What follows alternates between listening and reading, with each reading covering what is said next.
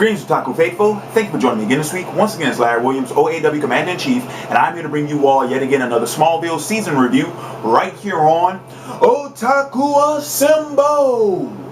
Weekly, as always, I'm here to bring you the latest in this week's Smallville season review. And before I jump into my season 3 review, I want to go ahead and remind you all to pledge to my comic book miniseries Totems on Kickstarter.com. As I mentioned before, we have at this point, it's probably more like less than 4 days left, which I probably should have counted down again when I did my Comic Book Hollywood video. But then again, I'm recording all of these right after each other. So anyway, by Sunday, 4 days left on the Kickstarter page to raise as much money as possible. And as I said, though I have reached my goal already, the goal is my absolute minimum. It is not the maximum. I can always raise more. I just could not raise any less.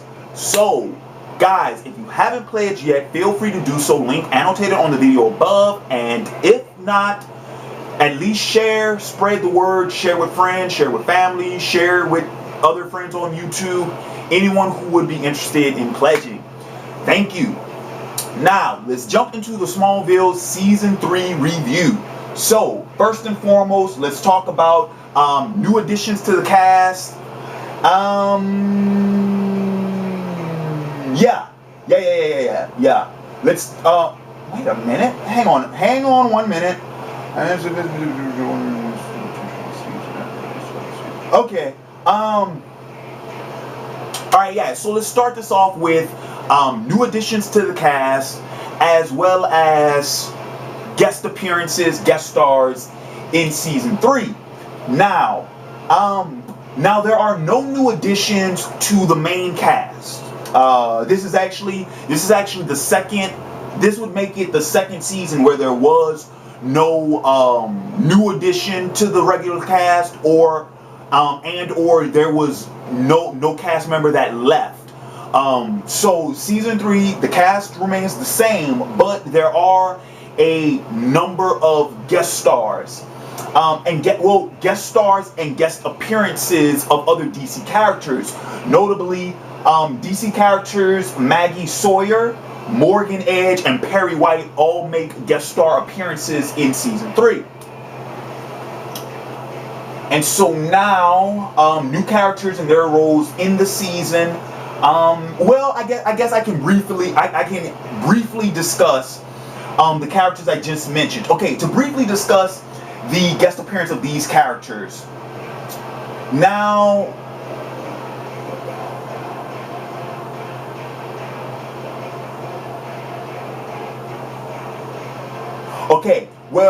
first and foremost, so Maggie Sawyer in Smallville, somewhat of a very small role, playing a detective throughout the season. Morgan Edge plays a bit more of a bigger role in the season.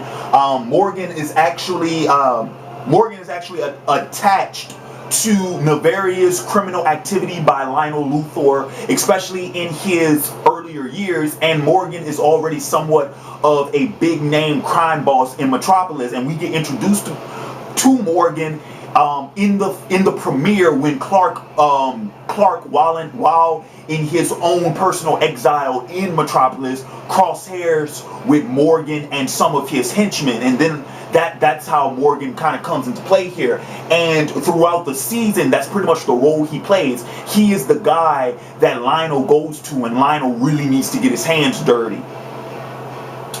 And Perry White, we all know who Perry White is. Of course, Perry will become Clark and Lois's editor-in-chief over at the Daily Planet. But as far as who is Perry in regards in Smallville Season 3, Perry is pretty much he's pretty much a washed up reporter. He was a very successful reporter, a very big name reporter, but recent setbacks and whatnot have resulted in Perry being resorting to tabloid stories, alien, landings and abductions, crop signs and whatnot. The strange and unexplainable, which is what brings Perry to Smallville in his guest spot episode.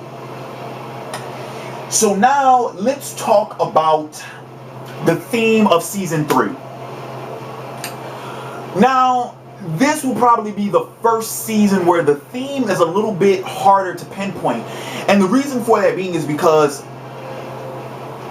I think that season 3 is the first season where we get full-blown story arcs. You all will recall in my season 1 and my season 2 reviews, I mentioned that, where season 1 was very episodic and season 2 had a few small arcs here and there. Season 3 is finally when we get to the point where there's a story arc that occurs throughout the entire season, from the premiere to the finale.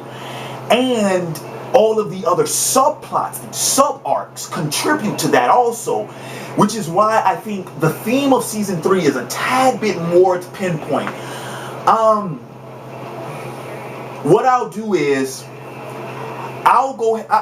I'll hold off on the theme for the time being. I'll jump into the main plot and the subplots, and then I'll try my best to kind of come back and kind of wrap up the review with the theme and see what I come up with. Now, main plot. Okay.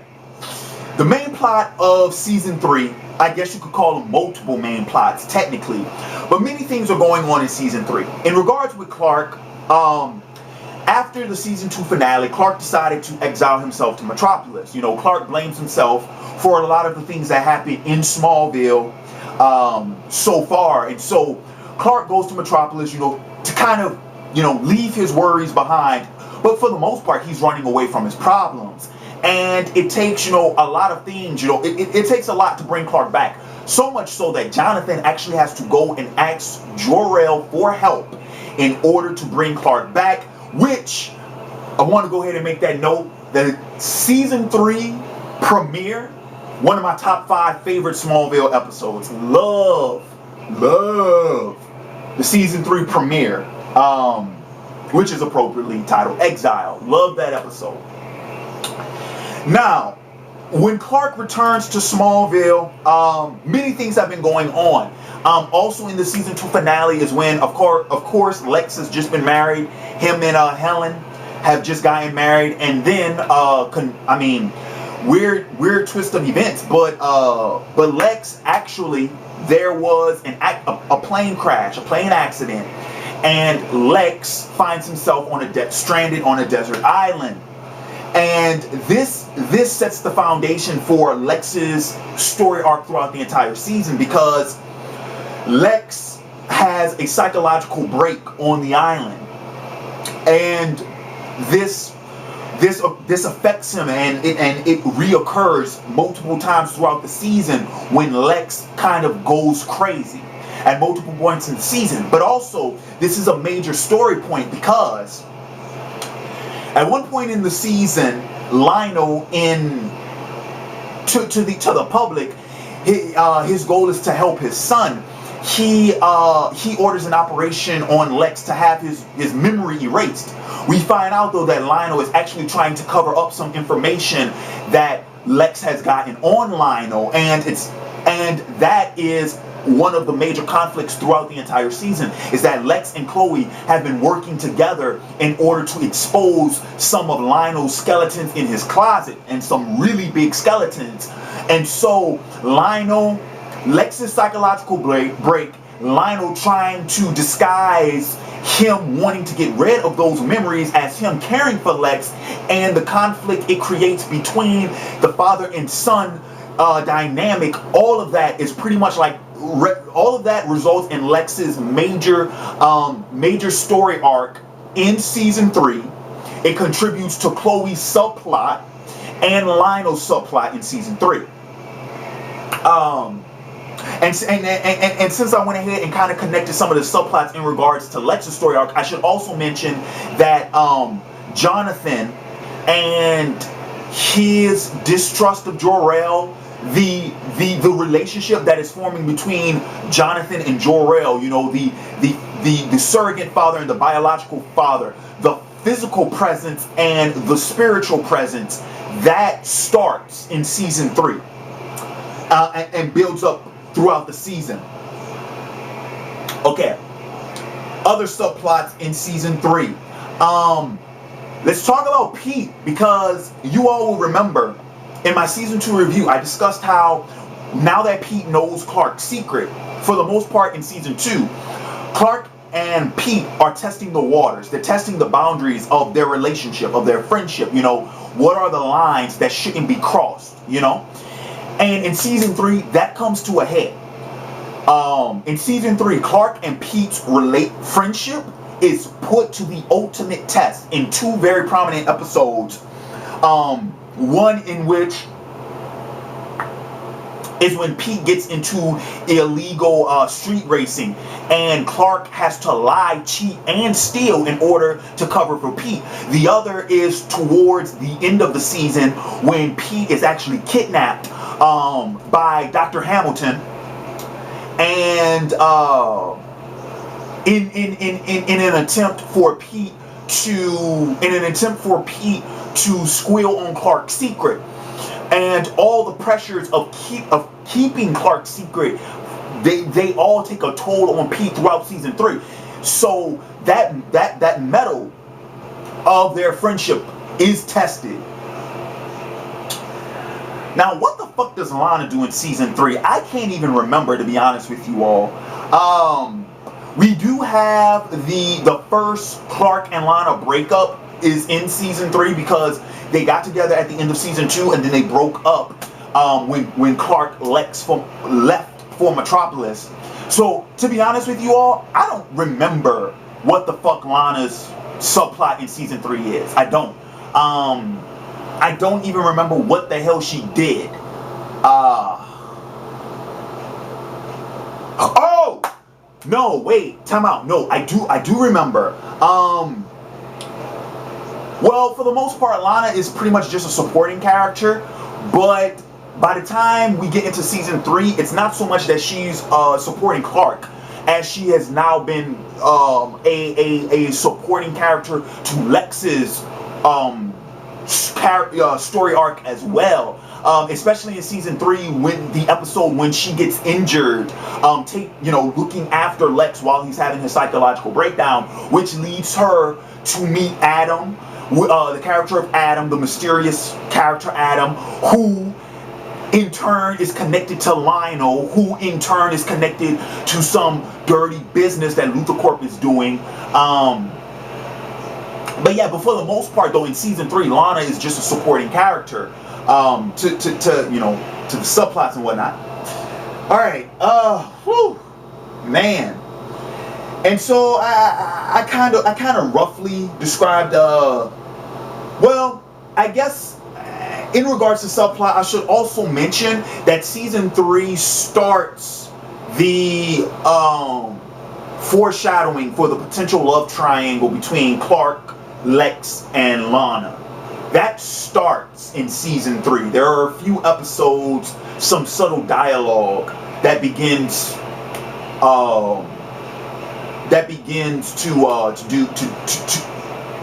to foreshadow that. And to be honest with you guys, I'm kind of burned out after after consecutive recording, and I can't really pinpoint what the theme of season 3 is. I'm sorry, I'm at a loss for words. I probably should have taken notes, but I really can't. And so I know I'm coming up close on my 15-minute marker, so I'll wrap up this video with some of my favorite episodes. Alright, Exile, the premiere, one of my favorite episodes. Phoenix, another one of my favorite episodes. Okay, let's see. Extinction, another one of my episodes. Slumber, another one of my favorite episodes. Perry, of course, one of my episodes. Let me see. Relic, the flashback episode with Jor-El. That's another one of my favorite episodes. Magnetic. Nah, I don't really care for Magnetic. Shattered. Yeah, I like Shattered. That's a good episode. Asylum, the episode I mentioned earlier with when Lex, when Lana has to take care of Lex and whatnot.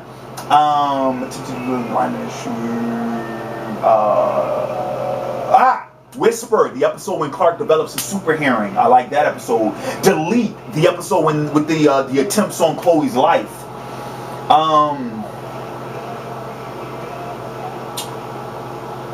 Hereafter is a good episode, the one with Jordan who can see the death of people. Velocity is the episode with Pete and the street racing that I mentioned earlier. Let's see. Obsession, the episode with Alicia. Man. And you'll hear me bring that character back up because Alicia Baker, brief summary on that character, she's pretty much an original character to the series, or I believe she's an original character to the series. I could be wrong on that. Yeah, she is an original character to the series. She was introduced as a potential love interest for Clark, and she is a kryptonite infected person. Her ability is the ability to what was it? It's teleport. Yeah, she has the ability to teleport, and but I really liked Alicia as a character. I love the chemistry between her and Clark. I always felt like she was much more of a reasonable love interest for Clark because they have so much in common. And I love the actress who portrays her. So I really liked Alicia's character. Even though she is portrayed as a villain in season 3, she returns in season 4, and you guys will hear me talk about her character more in season 4 because, man, Alicia, man, I really liked Alicia's character. Let's see. Crisis is another good episode. Well, Crisis is an okay episode. Let's see. Legacy is a good episode. Truth, I didn't care for that. And my man, he's erased. Talisman is a good episode. I like that. Forsaken, and then of course Covenant, the finale. So that's going to do it for my Smallville season 3 review. In the comments below, guys, let me know your thoughts on this season. And also, don't forget, pledge to my comic book miniseries Totems on Kickstarter.com. By the time this video is uploaded, there'll be 4 days left on the project. With that being said, this has been Larry Williams, OAW Commander-in-Chief. I'm signing off, and until next time, peace.